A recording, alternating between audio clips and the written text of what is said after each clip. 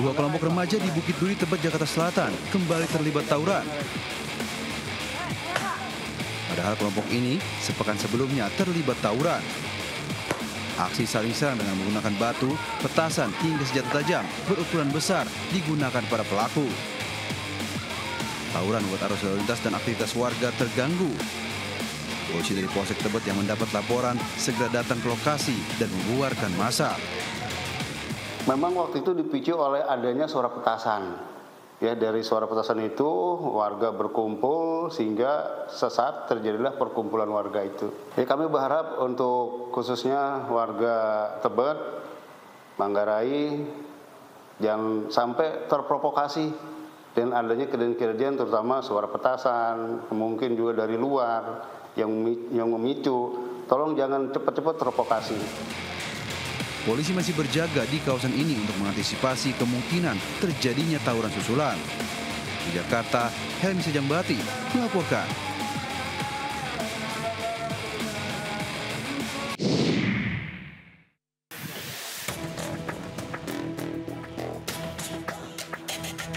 Seorang pria berusia 48 tahun di Jalan Dusun Panyiburan, Jrengik, Sampang dibakar penumpangnya dan motor korban dibawa kabur.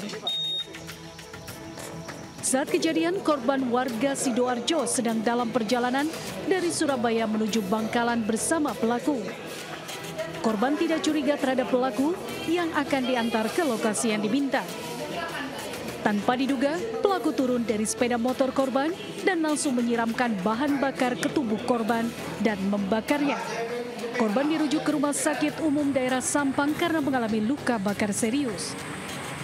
Kendaraan Vario dibawa lari penumpangnya, sehingga karena pengemudi ojol karena terbakar badannya berguling-guling di jalan dan meminta tolong kepada warga sekitar untuk memadamkan apinya. Pelaku kini diburu polisi. Dari Sampang, Jawa Timur, Fathur Rahman, iNews melaporkan.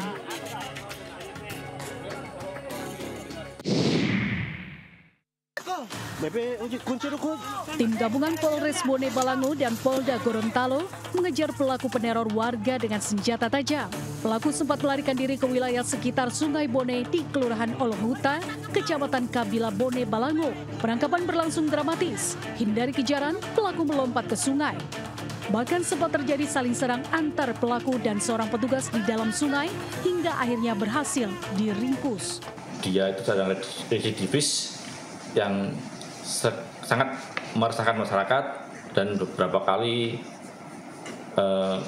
melakukan percobaan pencurian maupun dengan pemberatan. Jam 8 bergerak, akhirnya jam 9.15 ketemulah tempat persembunyiannya, dikejar hingga lari nyebur ke sungai. Usai berhasil diringkus, pelaku kemudian dibawa ke Mapolres Bone Balango guna dilakukan pemeriksaan dan penahanan. Dari Bone Balango, Gorontalo, Nur Faizi Lahasan, iNews melaporkan.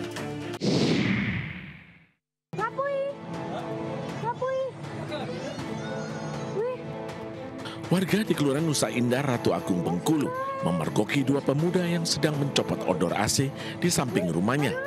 Saat kepergok, kedua pelaku kabur dan pemilik rumah meneriakinya maling. Berbekal video yang beredar luas di media sosial, tim operasional Polsek Ratu Agung, Kota Bengkulu melakukan penyelidikan dan meringkus satu pelaku atas nama Dimas, 21 tahun. Pelaku diringkus di salah satu bengkel las tempatnya bekerja. Pelaku mengaku baru pertama kali mencuri odor AC dan rencananya akan dijual. Nah, modusnya ini mereka berkeliling ke rumah-rumah, ya.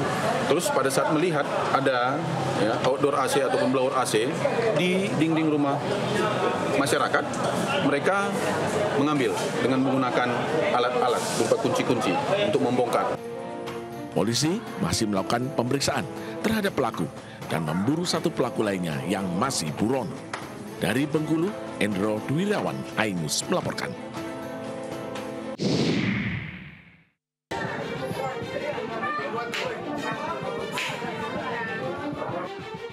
Ratusan warga, mayoritas emak-emak, menggeruduk Polsek Tanjung Karang Barat, Kota Bandar Lampung. Mereka datang untuk memastikan seorang perempuan berinisial PYH, 47 tahun yang diduga menipu ratusan korban telah ditangkap. Tersangka PYH menjalankan aksi penipuannya dengan mengaku sebagai marketing bank. Tersangka menjanjikan kemudahan pinjaman dana dengan biaya administrasi ringan. Untuk pinjaman 3 juta rupiah, korban hanya diminta membayar 30.000 rupiah. Sedangkan untuk pinjaman 15 juta rupiah, korban harus membayar hingga 500.000 rupiah. Tak cukup di situ, tersangka juga mengiming-imingi bonus uang sebesar 750.000 rupiah per bulan selama 1 tahun. Bagi siapa saja yang dapat mendatangkan 100 calon pepinjam baru. Namun janji itu tak pernah terwujud. Dana pinjaman yang dijanjikan tak kunjung cair dan uang administrasi yang sudah diserahkan tak pernah kembali.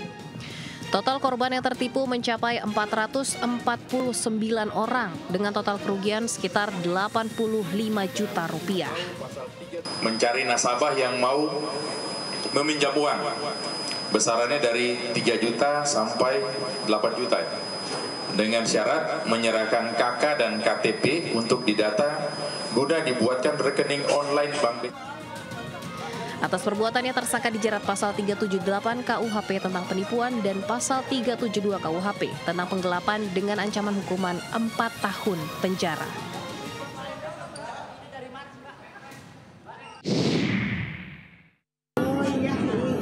Kandas. KMP Trisakti Adinda kandas di perairan Pulau Kasam, Batang.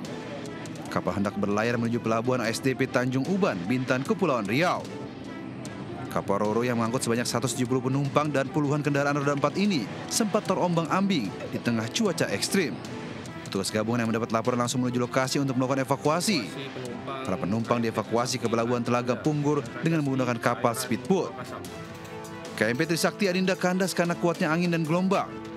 Diduga nahkoda tak mampu mengendalikan kapal sehingga terbawa arus hingga akhirnya kandas di perairan Pulau Kasam. Perkirakan karena arus kuat, dia geser dan grounding kandas di sekitar Pulau Kasam itu Pak. Jadi untuk penumpang udah dievakuasi, pada langsung cepatnya dibantu evakuasi pakai kapal speed. Kini KMP Trisakti Adinda sudah dievakuasi dengan menggunakan tugboat untuk dilakukan pengecekan oleh teknisi dari ASDP. Dari Batam, Kepulauan Riau, Gusti Enosa melaporkan.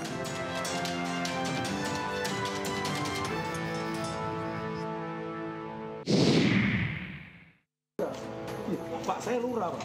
Jadi kalau kau lurah kenapa? Sudah, saya ngomong baik-baik. Iya, Pak. Oh, Allahu Akbar. Videokanlah. Oh, yang... Oh, iya, Pak.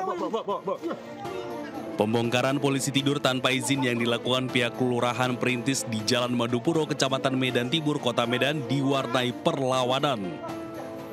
Seorang warga yang tak terima polisi tidur dari ban bekas yang dipasangnya dibongkar terlibat ketegangan hingga berujung pada jatuhnya sang lurah ke selokan. Pasca kejadian, korban langsung melaporkan kasusnya ke polisi yang ditindaklanjuti dengan pemeriksaan pelaku.